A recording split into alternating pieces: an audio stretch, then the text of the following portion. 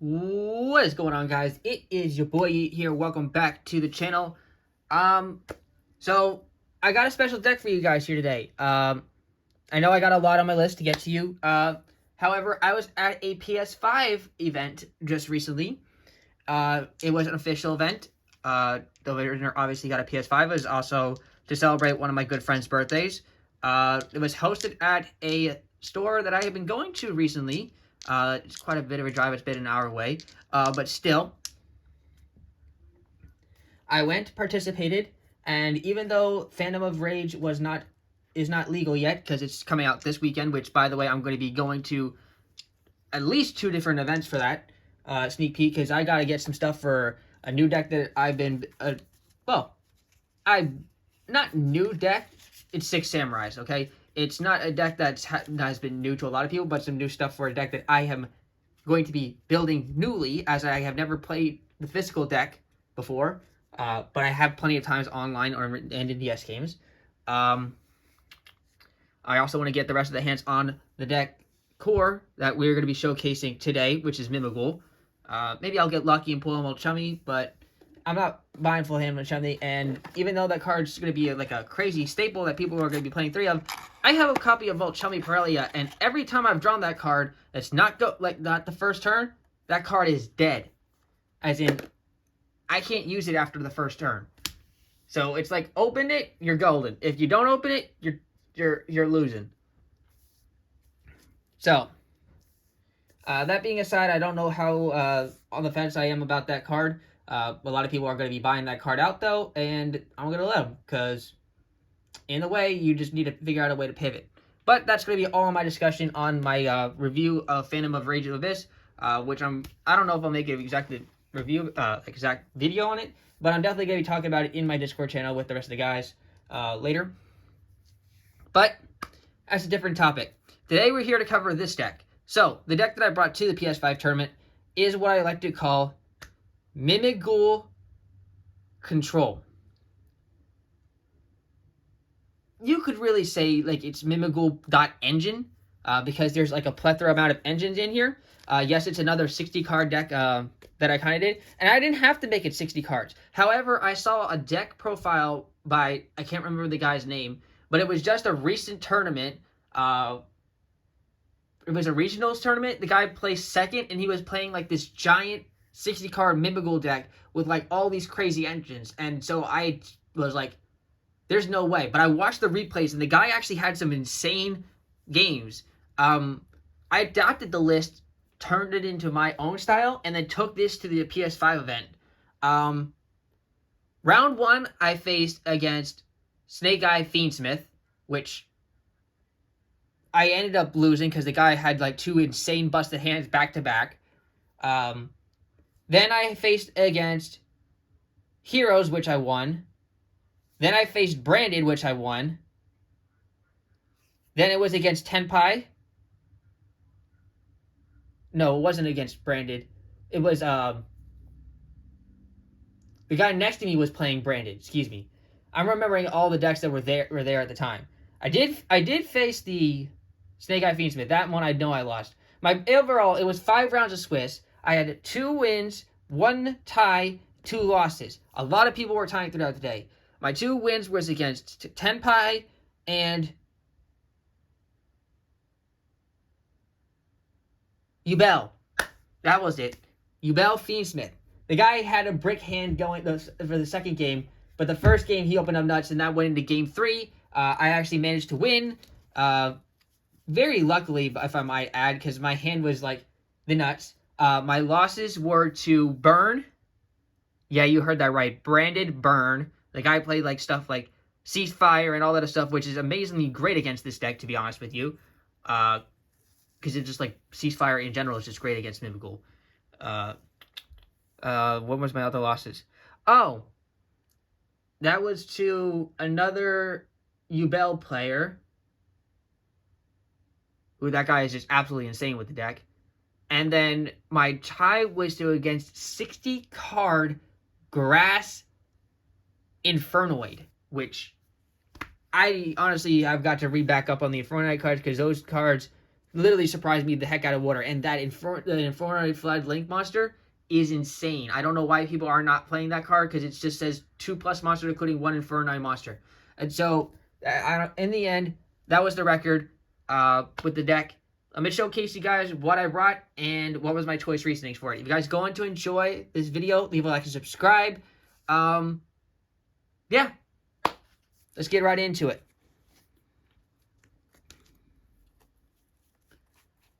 Pretty sure I posted a Mimighoul deck profile on the channel before.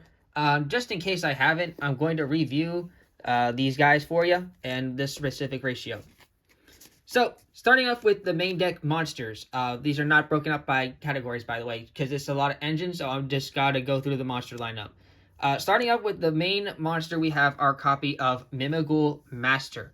So, the guy is, in this specific, a lot of people in the Mimighoul cash tier version will play 2. Some people play 1. It's completely incorrect, though, to play 3 copies of this card, because unlike the Mimighouls, the rest of the Mimighouls that this guy is the subordinate, the leader of, they're all flip monsters, and he's not a flip monster, but he is a zombie, and you know how I love zombie cards, so yeah, that's just one of the reasons why I wanted to also play this deck. But in the end, this guy can't be destroyed by our card effects while opponent controls any face-down monster, or you control a Mimighoul monster other than Mimighoul Master. So in general, already a very good passive effect. And when he's normal or special summoned, you can add a Mimighoul monster from your deck to your hand, except Mimighoul Master. And during your opponent's main phase, you quick effect can change one face-down monster on the field to face-up attack or defense position, which is amazing because if your opponent is not going to flip the Mimighoul monsters on your to get their nasty effects, which is going to be benefiting you, nasty for them, yeah, you can force them to do it. So, and for that reason, you only need 1 of it. Plus, we have ways of searching it out if we need to get access to it. And yeah, that's really it. Next, we have our copy of Mimighoul Dragons. We are playing 3 because it is the most important Mimighoul in the deck by far. It is your main starter for all the Mimighoul stuff and gets you access to really everything that you need. So, Mimighoul Dragon on normal or special summon lets you add a Mimighoul spell or trap, which immediately lets us get our maker for either like setting up flip plays or link plays. It also is a dragon, which helps out in some of the coverage we are playing in our X deck. Let's see. It also has the ability to get our field spell and our trap to set or book stuff during our opponent's turn. So, very, very good. And his flip effect, if it's flipped up on their main phase, is it blows up any other monster that you control, which in this case is it's going to be in your opponent's control, because we're going to be, it's the ability of all the Mimighoul flip monsters, well, at least the 3 currently released, have the ability to special summon to your opponent's field in face down defense. If dragons flip face up, like I said, it just blows up every other monster they control that's not a Mimighoul monster, and then control comes back to me, the owner. So for that reason, this card's a mandatory 3 of. This card actually helped me break apart not only Branded, it also helped me break apart the Tenpai board a lot, because a lot of the times they will end up on the Sengenpai Transcendent, whatever the one is, the 3026 defense, that lets you opponent cannot activate cards during the battle phase. And in general, the rest of the monsters that activate when they attack or at the start of the damage step, this card is amazing to clear them because we just nuke their board before they do that. So it's like a walking dark hole Regeki. Anywho, next we have 2 copies of Mimighoul Archfiend. Now, normally in my other builds, my cash tier one that I've shown before, this was a 3 of, but instead I kind of cut this down to 2, simply because I didn't need it as a starter as like much. I'd rather have much search this card out, because we really are just trying to get access to Dragon first off.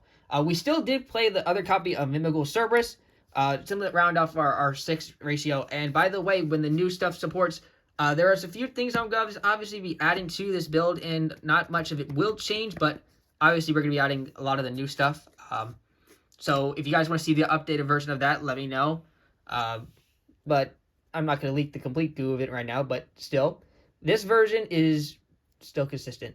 So, reason why we have Mimighoul Archfiend down to 2 The Archfiend isn't as great for a starter. It's more or less an extension of the rest of the Mimighoul plays, and Cerberus is just great for filling up our board, and it's a different name that we can use to search off of a Mimighoul maker. So for that reason, that's the reasons I adjusted the Mimighoul lineup. And that's all the Mimighoul monsters we play for this version. Next up is our Kashtira version, or Kashtira monsters. We only play 3 Kashtira monsters. It's just 1 copy of Kashtira Fenrir and 2 copies of Kashtira Unicorn. Pretty straightforward, simple. These guys have been on the channel plenty of times, so you guys should know what they do, so I don't have to really cover much about them. However, I did not need to add or miss any Kashtira monsters. I thought the ratio was just perfect on its own, as is, and honestly, aside from adding the new Mimighoul stuff, there are no adjustments really need to be made to this deck, except main deck, except maybe the side deck.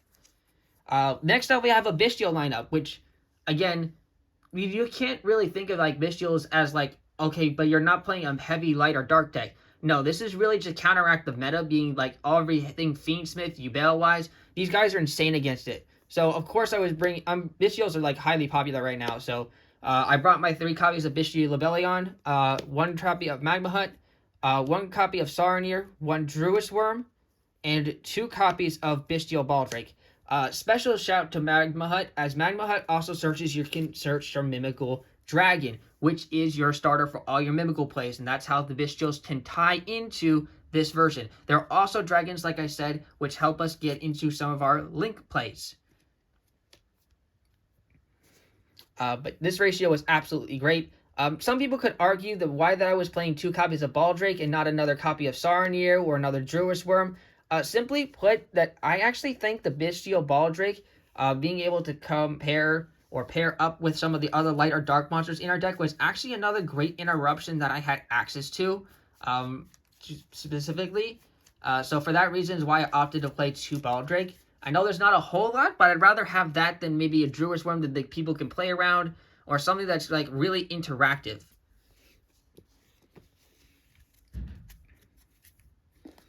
Next, we have a 3-card, really I'd like to say a draw engine. It's 1 copy of Illusion of Chaos paired up with 2 copies of Magician's Soul. Now, normally I would play this card at 2 of, which I did contemplate, but I decided to take out one of the copies for that to add in another engine, which honestly was probably the highlight of the day, because I summoned the monster like 6 times, and each time it made my opponent use some resources that they didn't want to extend to use, or just sealed the game.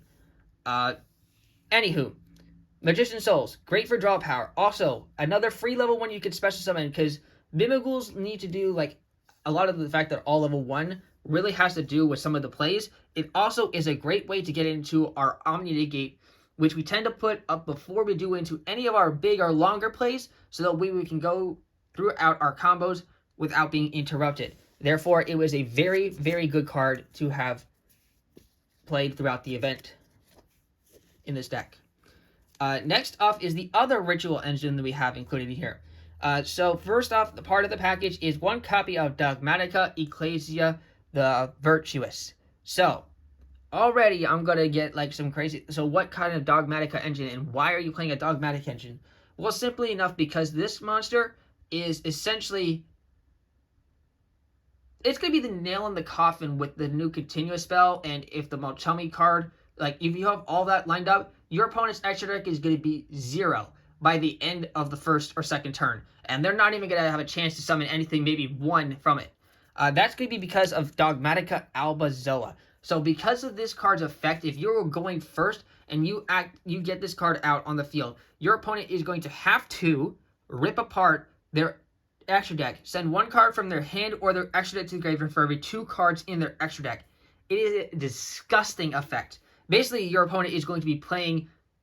You might as well be playing Monarchs at that point, because they are not going to have an extra deck, and at least that deck doesn't need an extra deck to go forward. But it is a terrible deck.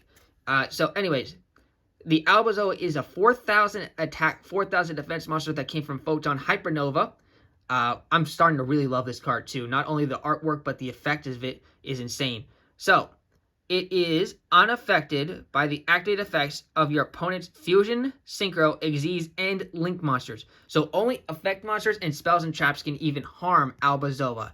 So, therefore, it's a really problematic card. Tenpai had a huge trouble trying to get over this guy. It actually sealed my second game of Tenpai because I Cosmic Cyclone their field spell, so they couldn't pop it, and then since they're only one copy of Sangan Summoning is at right now, their Trident Dragon even couldn't beat over this guy. So yeah, I think that the fact that this card like kind of sealed that game on its own is actually insane. Though the effect of sending cards from the extra to the graveyard against Tenpai is not that great, but in the end, the card really overshined. And Ecclesia lets you search out not only this, but really searches out any of the riching pieces you need to get this card out, or the one card that gets you access to the rest of the two. So it's also a great staller because our opponent's going to have a lot of cards from the extra deck, and she can't be destroyed by monster special summon from the extra deck. So sometimes she can be act as like a little wall. But yeah, solid nonetheless. Then our last monster that's part of an engine is actually just one copy of Tenpai Dragon Genroku. And this card's going to make a lot more sense later on in the deck when we get closer to the extra deck. But for what you need to know about Genroku is that if it's added to the hand except by drawing it, you can special summon it from your hand as a tuner, as a level 3 tuner, and you have the ability to choose to increase or leave its level alone by 1. And that should really tell you alone that's the only reason why this card is in here, because it's a searchable level 3 tuner that gets special summon itself. That's it. That's also another dragon that help us get into some of our dragon plays. That's the whole reason why this card's in here. We never like seeing this card in our hand. If we do see it in our hand, we have to find a way to put it back into the deck realistically, because in the hand, it's pretty much dead. And I mean that literally. It is pretty much dead. It's like a dead card that we don't want to see in our hand, nor can we use it for really anything. That's it for the engine monsters. Next up, and lastly, we have our hand traps to round up for the monster lineup. So we played 2 copies of Nibiru, which I find is a very good card in this format. However, actually I only managed to resolve this card one time during the event. Not because I didn't draw it, just simply because my opponents were playing around it, and or they were playing Yubel, which this card is not great against because they just changed the effect with the Phantom and or negate it with Caesar. So therefore, I don't think that this card is amazing in like against that deck, but against some other decks it could come up. Effect Veiler, I found this card to be very helpful, by the way. This card is insane not only because of it being a level 1 tuner spellcaster, but because it actually answers a lot of the stuff that most people need to go first. If they're playing the Dark Beckoning Beast, this card stops them from searching the Sacred, the Spirit Gates card. And if you're up against Snake Eyes, hit the Ash, hit the Oak. Yeah, hit pretty much any of their main starters. Even against, unless they open up the field spell, even against Tenpai, hitting the Pydra is not bad. Not bad at all, because that tells them, okay, do you have the access to the Kaiman? Do you have a Chandra in hand? Oh, you don't have access to either one of those? All right, nice. It's my turn now. Thank you. But essentially what this card does is just actually really nice. I kind of wish I played 3 of this, and maybe going forward, maybe Nibiru comes out, but especially going forward with against Azamina and stuff like that. Oh my god, Azamina's Sinful Spoils is going to give me an actual headache. And that deck core is already 205 plus on its own already. Mimighoul's deck core is like 89, and that Multummy card is like sitting at 160, which is absolutely ludicrous. Just thinking about that gives me a headache. Then probably the MVP of all like hand traps right now, it's just a Dimension Shifter. This deck is a shifter deck, believe it or not. Because we don't need the graveyard as often, and like sure it conflicts with stuff like Magician's Souls, but otherwise we play around it. In general, I was playing 3 copies of Dimension Shifter when I was playing Mimighoul Cash because we don't need the graveyard as often. We literally play around the graveyard. So therefore it's a free card to play, and it's one of the best hand traps to play, so obviously play it. We see it, and it's great. Then obviously the most generic hand trap, which is definitely going to be 3 of in every single deck next format, because this card answers the Mulchummy card, and it also answers really a lot of stuff next format. So yeah, Ash Blossom's going to be a major 3 of, realistically. And that's actually it for the monster hand trap lineup that we played. It's pretty a decent amount, honestly, and I don't regret anything, really. Again, like I said, I probably missed another copy of Effect Filler. Honestly, you could contemplate taking out the 2 copies of Nibiru and throwing in a 3rd copy of Ash and Dimension Shifter, and that would also work too, but I played this ratio because I didn't really know what I was going to be up against, so I kind of prepared for everything. And that's actually it for the monsters, guys. Let's go into the spells and traps. Starting off with the field spells, we have 3 copies of Mimighoul Dungeon, which is essential for our Mimighoul aspect, and is also the main part of this deck. This card is phenomenal. Being able to search any of the Mimighoul monsters that we need at the once per turn, obviously makes it a kind of like people just can ghost ogre this, really. But also any Mimighoul monsters that we did not normal summon or special summon this turn gain attack equal to their original defense, which is ridiculous. And any player who controls, that means you too, a face down monster cannot normal summon monsters or declare an attack with special summon monsters that were summoned this turn or that turn. So it is a phenomenal lock card, floodgate, whatever you want to say it. People need to hit and get rid of this card in order to basically play their game out. And or just have Diabell start on their hand and just send the flip monster to special summon it. Which is why the trap card we get into for this deck, for this aspect, is absolutely important. But that's not the only field spell we play in this deck. We do play the 1 copy of Pressured Planet Race Off for our Kashtira engine to get started with Kashtira, and also helps us with the some attack points to get over some problematic monsters, and obviously our terraforming to see access to these guys as fast as possible. Yeah. Pretty straightforward in that line. Then we have our copies of Mimighoul Maker. If this card wasn't a 1-card starter, I would not be playing 2. I would not be playing 3. I would probably be playing 2. But because it is, I definitely needed to see 3 of these cards because sometimes it just gives me access. The faster access we have access to Mimighoul Dragon, the faster we have access to a lot of our plays. So again, this card searches out the Mimighoul Dragon. Can have a chance of getting us the Mimighoul Dragon. Otherwise, sometimes we could end up rolling something else, but either way, it'll give us a monster to start with most of our plays. I'm probably going to drop this card in this 60 card version down to 2 when the new stuff comes out. But that's just like a theory, because again, I don't know how or what ratios I'm going to need for the whole Mimighoul stuff, and maybe this deck might just be better off as a pure Mimighoul deck, honestly, because yeah, the new stuff is actually really good. Then we also have our Kashtira Birth for our spells. Just needed this for the Kashtira engine. It's our own 1 card. We search off a unicorn. Great for returning the Kashtira cards. 1 copy of Branded Regain. We played the Bestial stuff. Like I said, we don't have a whole lot of Light or Dark, but it can come up in the grind game, and also it helps facilitate some missing draw power that sometimes we need.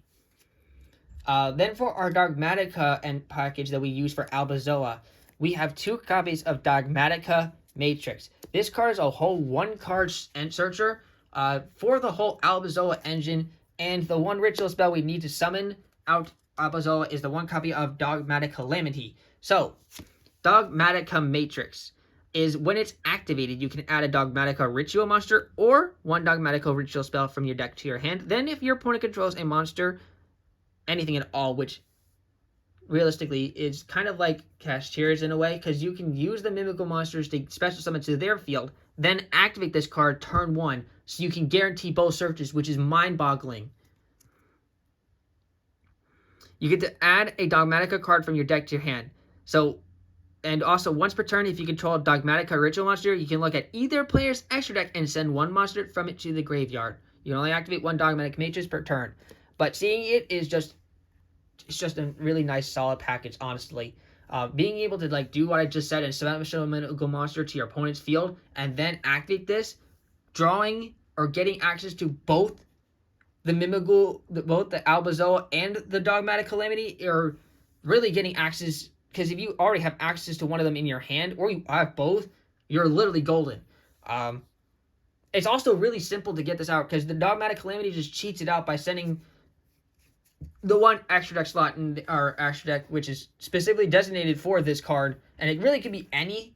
I'll get to that, any monster that meets the requirement when we get to that monster later in the extra deck. But yeah, it's so simple to put it out on the field. It's not even funny, really.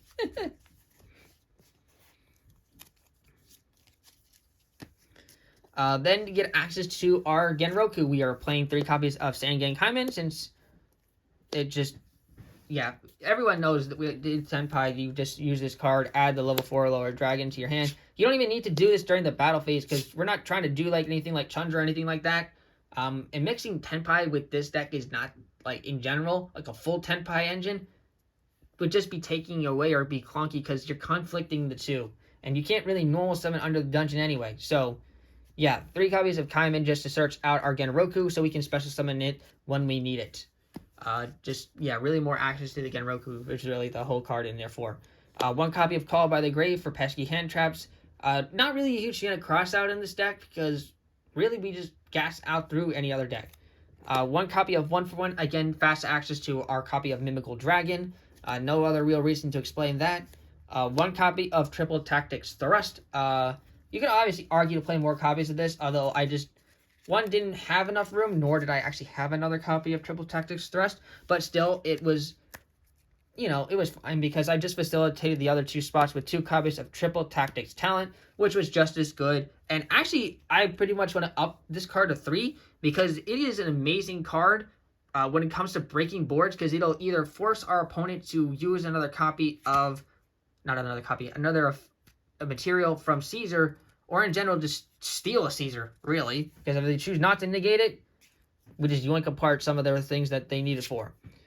So yeah, that's it for the spells, and then we have 6 traps to round off for the main deck, and it's pretty straightforward to our Mimighoul trap in the 3 copies of Mimighoul Room, which is a mandatory card. Not only can it special summon a Mimighoul monster from our deck to either face down to our opponent's field or face up to our field, and then it lets us book a monster on the field, which is crazy. Just being able to book anything. Just really nice.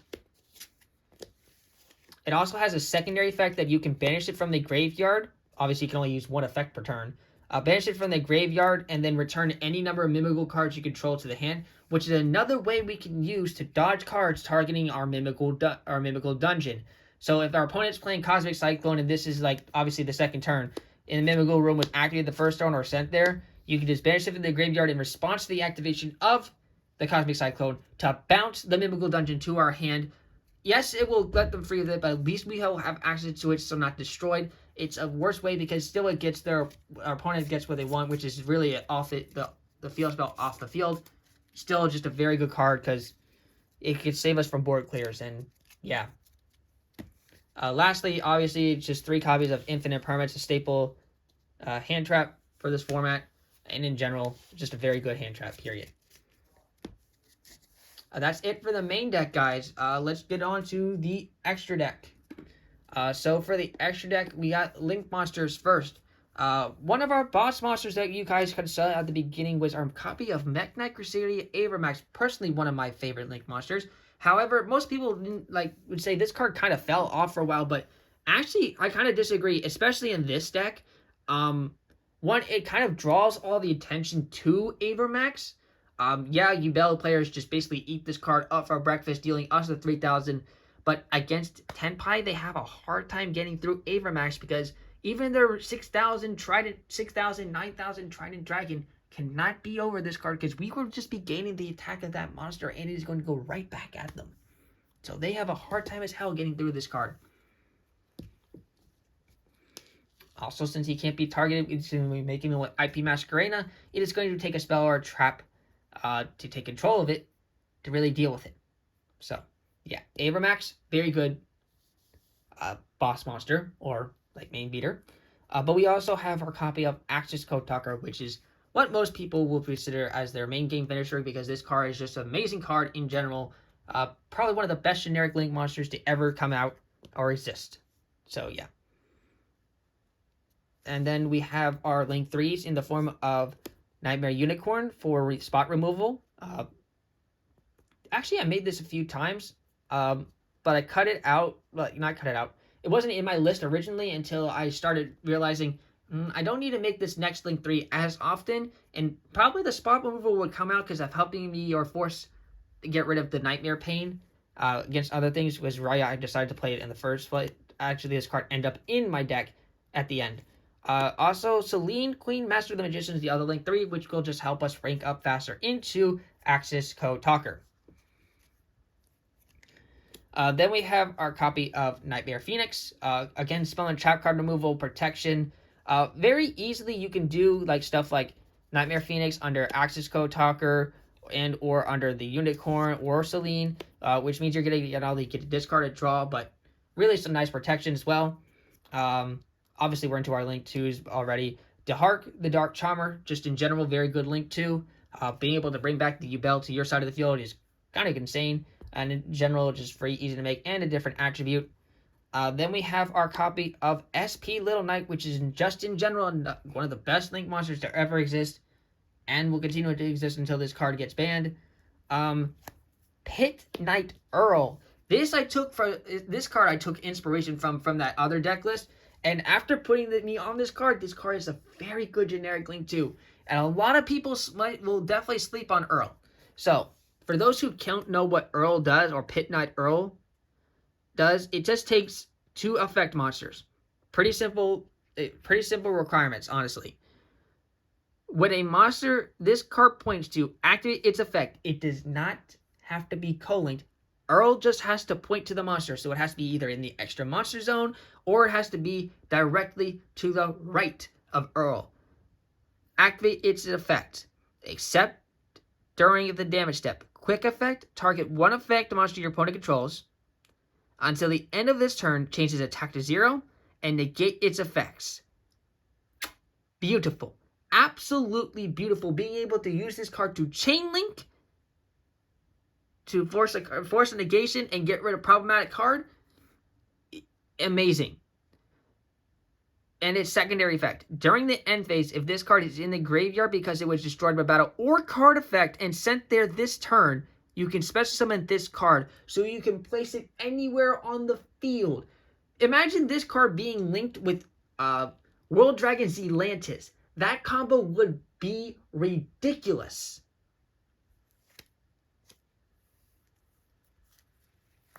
It's just an amazing, great card. I can't speak more highly enough, because that card is actually part of my end board that I made with this deck pretty often. It came up a lot. Next we have our copy of IP Masquerena. That's kind of a little bit of a glare there, so let me just fix that.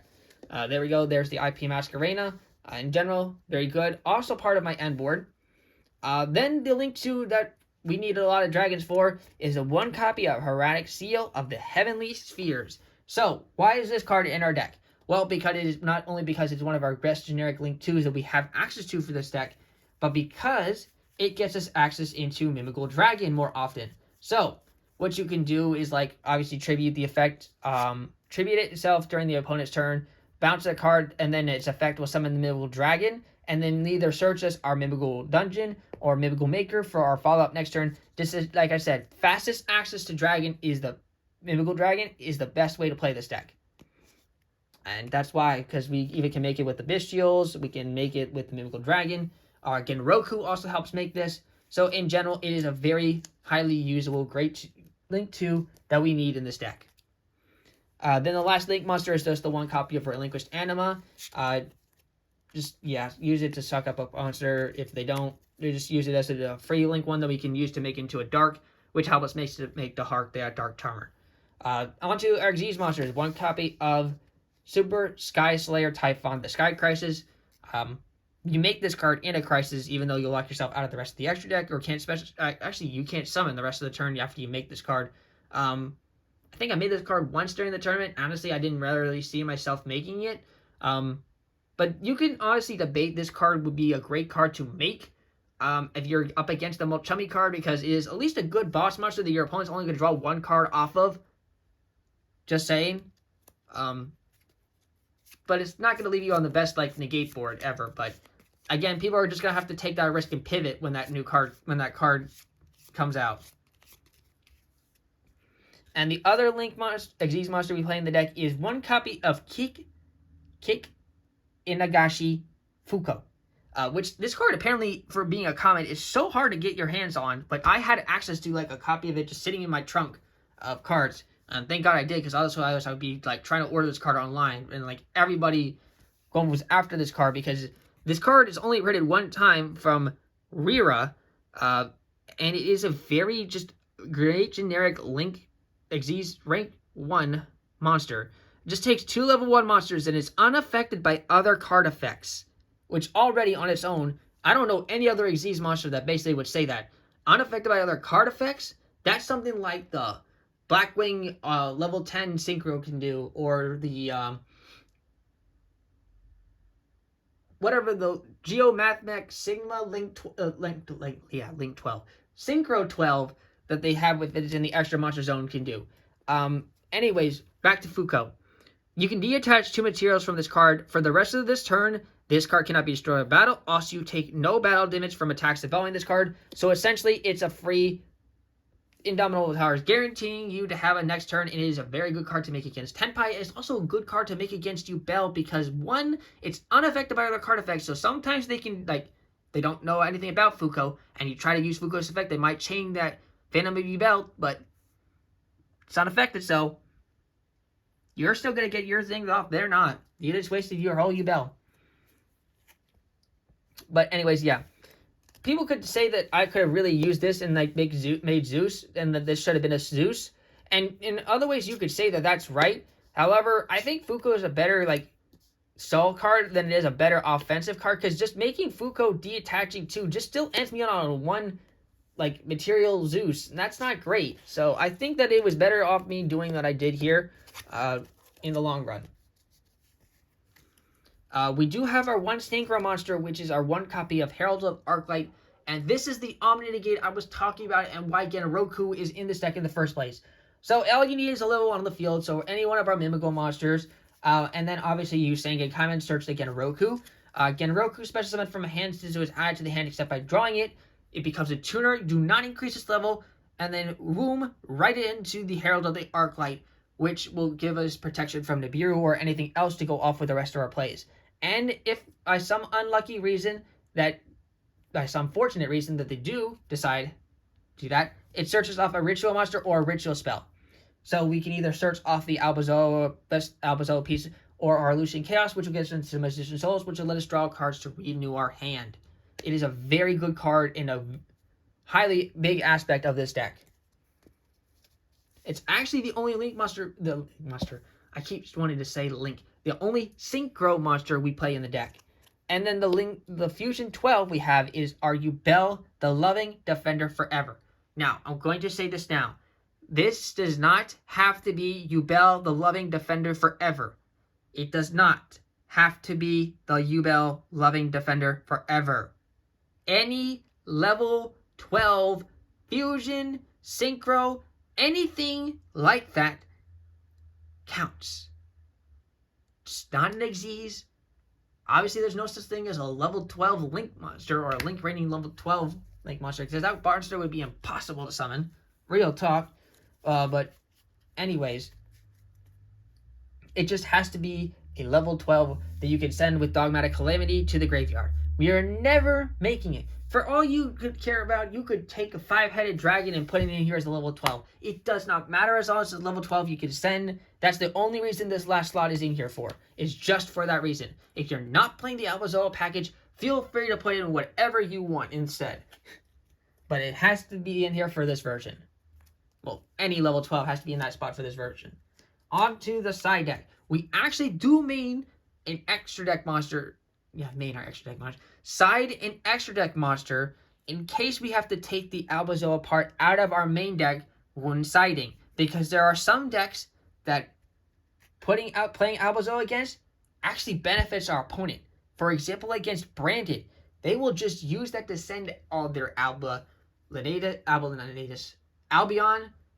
Albinatus, Titanic Clad, any one of them that get an effect during the end phase, they'll use it to send. So we side deck our Silhouette Rabbit package, which I hated this ruling during the event.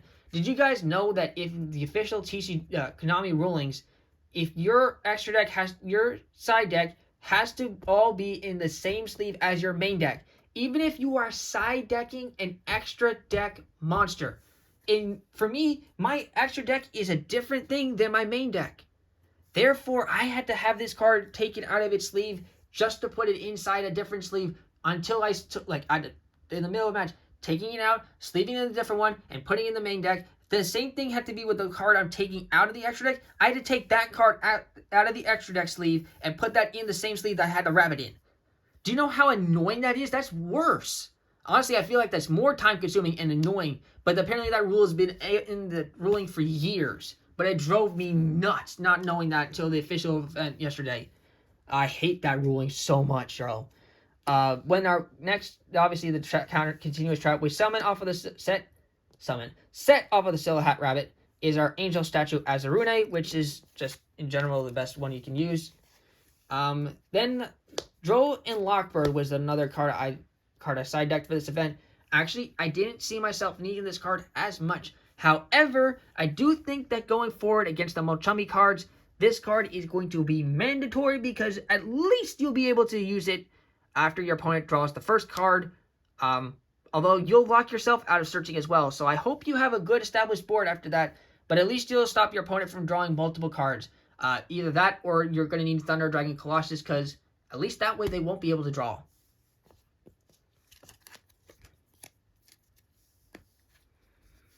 So yeah, double draw and lock. Then we have 3 copies of Dark Ruler No More. Absolutely amazing. Going second. Blowout card. Being able to help power through any of the most Omni-Negate boards that we can think of right now. Even against Branded, that's actually not bad because really they stops the Quem, stops their Jade against the Yubel, stops their Phantoms, stops their Desare. Just an amazing card. Then we have 2 copies of Fantastical Dragon Phantasme. I had this card at 3, but I ended up taking it out, realizing that I wanted to say I foreshadowed. I heard a lot of players see a lot of players like sleeving up stun decks, so I figured that taking this card out would probably be a better idea because, yeah, I was gonna need some back removal, and I only had 3 back removal for this deck, so I'm glad I did this. But this card actually did come up. I did manage to put this card out. Mostly it was actually against the Yubel matchup, surprisingly, because they're always going to go to the Unchained stuff. And most of the times they'll even do that Link 3 Red Dog play to end off with the Link 3 going second. So having this card in my hand, I was able to draw 4 cards and then put one from the bottom of the deck, which is actually a really good play because it helped me dig deeper into my deck to help get a better hand to use to break their opponent's board. 2 copies of Dimensional Barrier. In hindsight, probably not the best card to play in a 60-card list. However, if you see it, it is detrimental to a lot of the decks that are at nowadays, and it is searchable off our Triple Tactics Thrust, which is the reason why I want more than 1 Thrust, but it is so hard to get copies of Thrust, even though I know it is reprinted in the Mirror Tint. The card's still an expensive card. 1 copy of Harpy's Feather Duster, and 3 Cosmic Cyclone to round off for the side deck, and to round off the deck. Thank you guys for tuning into the video. Let me know what you guys think, and comment what you guys think about the meta after the Phantom of Rage set that is coming out this Saturday, Friday, for some people. Yeah. And this is your boy signing out. I'm going to go ahead and try to relearn English, apparently, because I am stuttering like crazy today. I'll catch you guys here next time, hopefully with better grammar and not stuttering as much. Peace.